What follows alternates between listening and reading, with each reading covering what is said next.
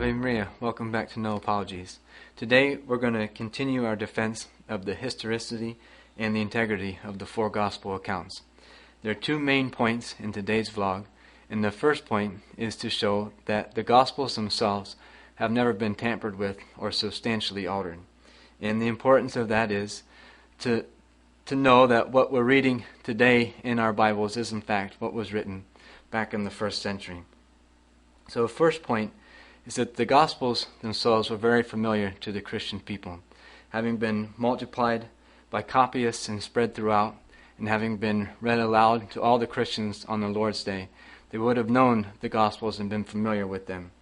So it's unreasonable to think that all of these copies of the Gospels could be simultaneously falsified. And if any changes were made and tried to put forth as truth, they could have been easily recognized just by comparison of the other copies.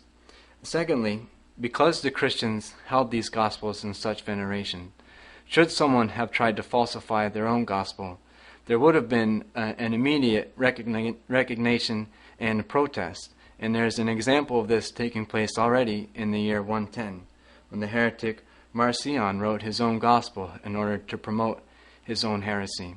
It was recognized and was protested immediately. Thirdly, all of the existing manuscripts which we have today, dating back all the way to the 4th century, recount the Gospels as we have them in our own Bibles. Since the 4th century, there have been no alterations, and it's even less likely that alterations took place in times nearer to the Apostles.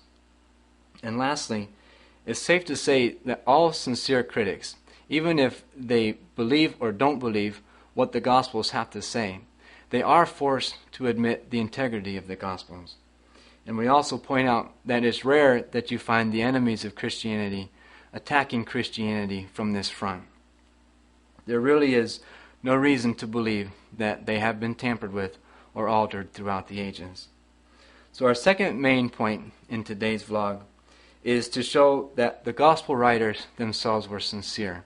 There is no reason to believe that they were lying or were making up deceptions.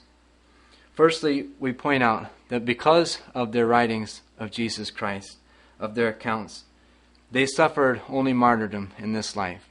They were accused, they were beaten, imprisoned, and even killed.